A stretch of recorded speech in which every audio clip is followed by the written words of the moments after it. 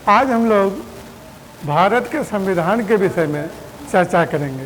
पहले देखिए, संविधान जो है दो शब्दों से मिलकर बना है। समधन विधान, समधन विधान। सम का अर्थ सभी लोग जानते हैं। सम का अर्थ होता है बराबर, बराबर। और विधान का अर्थ होता है कानून। यानी कहने का तात्पर्य हुआ कि ऐसा कानून जो सबके लिए बराबर हो उसी को संविधान कहते हैं। ऐसा कानून जो सबके लिए बराबर हो उसी को संविधान कहते हैं। ये भी इसका शाब्दिक अर्थ हुआ। अब हम बात करते हैं परिभाषा।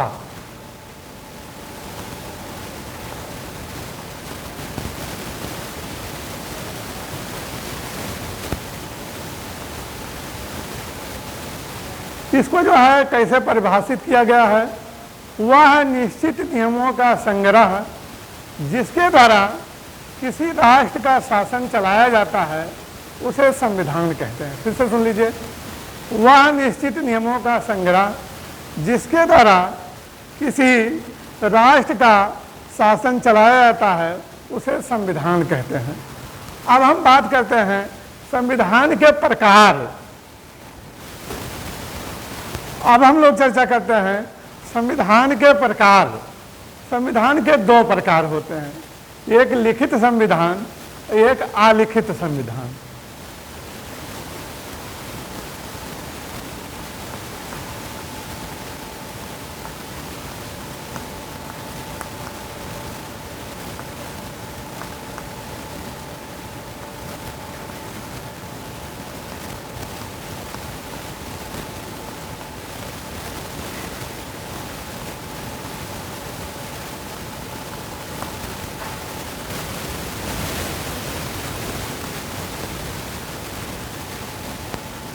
लिखित संविधान जो है भारत और अमेरिका का है, भारत और अमेरिका का है।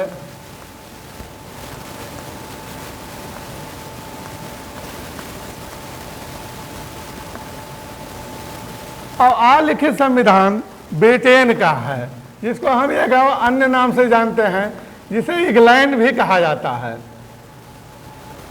अब बात आती है कि सबसे पहले लिखित संविधान कहाँ का बनाया गया। तो सबसे पहले लिखित संविधान जो है अमेरिका का बनाया गया। सबसे पहले लिखित संविधान जो है अमेरिका का बनाया गया। अब यहाँ एक प्रश्न और उठता है कि मतलब ब्रिटेन में जो है अलिखित संविधान है तो वहाँ का शासन कैसे चलाया जाता है। वहाँ जो है परंपरा एवं रीति रिवाज के माध्यम से वहाँ की शासन व्यवस्था का संचालन किया जाता है। अब यहाँ हम बात करते हैं राज्य। राज्य शब्द का जो है दो अर्थ होता है। एक अर्थ जो है आप जानते हैं, राज्य का अर्थ होता है प्रांत। जैसे भारत में कहा जाता है 28 राज्य 9 केंद्र शासित प्रदेश हैं, यहाँ प्रांत से तात्पर्य है। लेकिन संविधान की भाषा में अगर हम राज्य से का तात्पर्य समझे हैं तो उसे राष्ट्र या देश से तात्पर्य होता है। राष्ट्र या देश।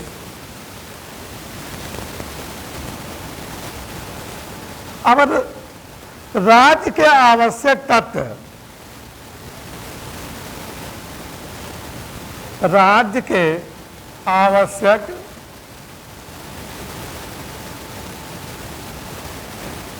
तत्व।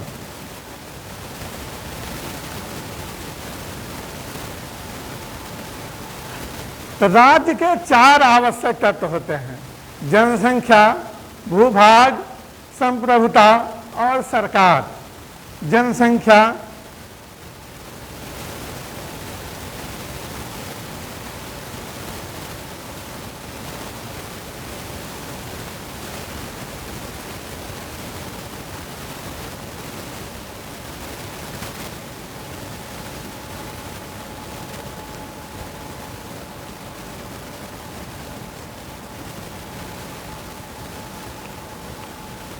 सरकार और संप्रभुता, जिस राज्य में यह चारों तत्व होते हैं उसी को हम राज्य मान सकते हैं।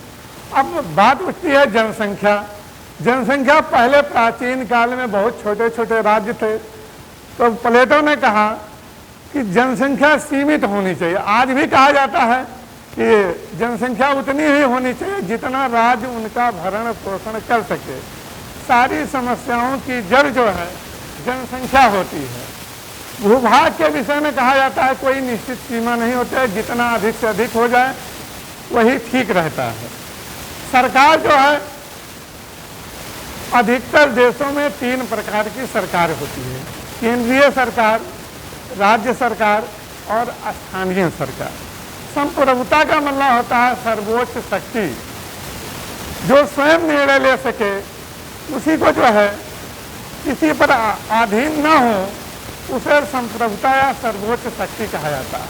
जैसे भारत एक संप्रभु राष्ट्र है, यह दूसरे देशों पर आश्रित नहीं है बल्कि स्वयं निर्णय लेता है। इसलिए भारत के बारे में कहा जाता है कि भारत एक धर्मनिरपेक्ष राज्य का शब्द का इस्तेमाल किया गया है। सेकुलर गवर्नमेंट, यहाँ किसी धर्म को जो है राजकीय धर्म घोषित नहीं किया गया है, बल्कि राज्य की नज़र में सभी धर्म जो है बराबर हैं। अब यहाँ हम लोग जो है थोड़ा सा बात करते हैं, हर एक विषय के जो है जनक होते हैं। तो ये संविधान जो है राजनीति शास्त्र के अंतर्गत आता है।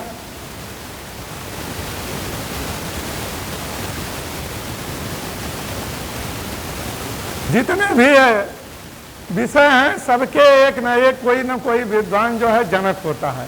जो सर्वाधिक योगदान सबसे पहले उस विषय में देता है उसी को जो है उसका जनक मान लिया जाता है। तो राजनीति शास्त्र के जनक जो है अरस्तु हैं।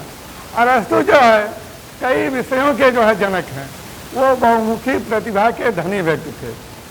कहा जाता है कि वो नीति शास्त्र के जनक हैं, जीव विज्ञान के जनक हैं और जो है राजनीति विज्ञान के जनक हैं। तो जितने भी विषय हैं सबके एक न एक कोई जो है जनक हैं। इन्होंने ही सर्वप्रथम जो है पॉलिटिक्स शब्द का इस्तेमाल किया था। इसीलिए जो है और व्यवस्थित जो है 158 देशों का संविधान जो है इन्होंने अध्ययन किया था। तो सबसे पहले जो है अगर दार्शनिकों में हम चर्चा करें तो दार्शनिकों में सबसे पहले सुकरात था, उसके बाद प्लेटो था। प्लेटो का शिष्य जो है अरस्तु था और अरस्तु का शिष्य जो है सिकंदर था। यही श्रृंखला जो है चली आ रही है। इस प्रकार से जो है अरस्तु ने राजनीति विज्ञान में उल्लेखनीय योगदान किया। इसीलिए जो है अरस्तु को जो है राजनीति शास्त्र का जनक कहा जाता है। अब हम भारत के संविधान का इतिहास देखते हैं।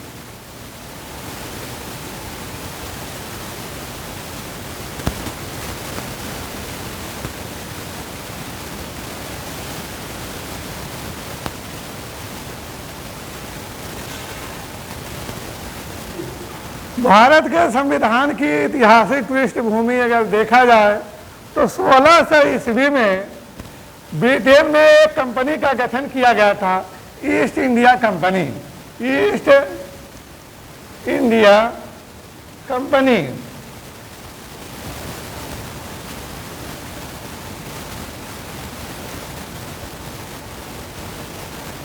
जिस समय इस कंपनी का गठन किया गया था उस समय भारत में अकबर का शासन था।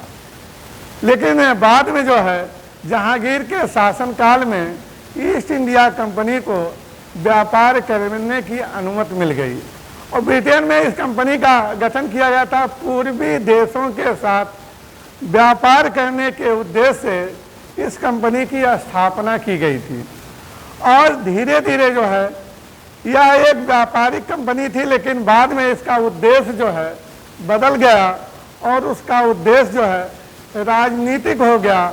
व्यापार के साथ साथ जो है यहाँ पर उसने शासन सत्ता जो है स्थापित कर लिया और कंपनी की गतिविधियों पर नियंत्रण स्थापित करने के लिए 1773 ईस्वी में ब्रिटिश सरकार ने एक एक्ट पारित किया था जिसे हम रेगुलेटिंग एक्ट कहते हैं। रेगुलेटिंग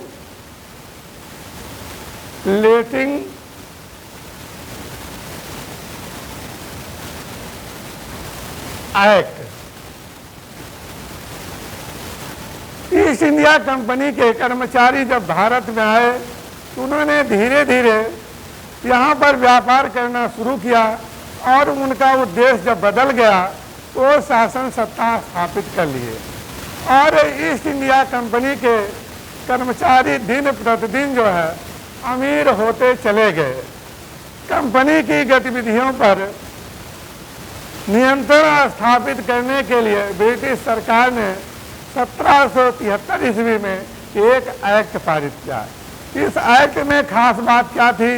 इसमें यह था कि गवर्नर जनरल को परामर्श देने के लिए एक समिति का गठन किया जाएगा और जो है कलकत्ता में पहली बार एक न्यायालय की स्थापना की गई। कलकत्ता में पहली बार जो है एक न्यायालय की स्थापना की गई और कंपनी के जो भी कर्मचारी हैं ब्रिटेन वापस लौटने के बाद अपनी संपत्ति का ब्यौरा देंगे। ये तमाम जो है यहीं से भारत के संविधान की पृष्ठभूमि जो है तैयार होती है। 1773 ईस्वी में रेगुलेटिंग एक्ट पारित किया गया। उसके बाद 20-20 साल पर चार्टर एक्ट पारित किया गया और चार्टर एक्ट में जो कमियां थी दूसरे चार्टर एक्ट में उसको दूर किया गया। धीरे धीरे जो है यहाँ पर अंग्रेजों ने 200 वर्षों तक शासन किया और 15 अगस्त 1947 ईस्वी को जो है हमारा देश जो है आज़ाद हुआ। आज़ाद होने के बाद जो है यहाँ पर जो है संविधान बनाने की प्रक्रिया जो है प्रारंभ हुई। संविधान जो है ये भारत का संविधान जो है एक लिखित संविधान बनाया गया और 1946 ईस्वी में पहली बार जो है ब्रिटेन से एक शिष्टमंडल आया था जिसे हम कैबिनेट मिशन के नाम से जानते हैं। उसमें प्रावधान था भारत का शासन व्यवस्था संचालित करने के लिए वहाँ के लिए एक लिखित संविधान होगा और उसी कैबिनेट मिशन में संविधान सभा का प्रावधान किया गया था कि भारत का संविधान एक जो है लिखित संविधान होगा और संविधान बनाने में कई समितियों का महत्वपूर्ण योगदान था।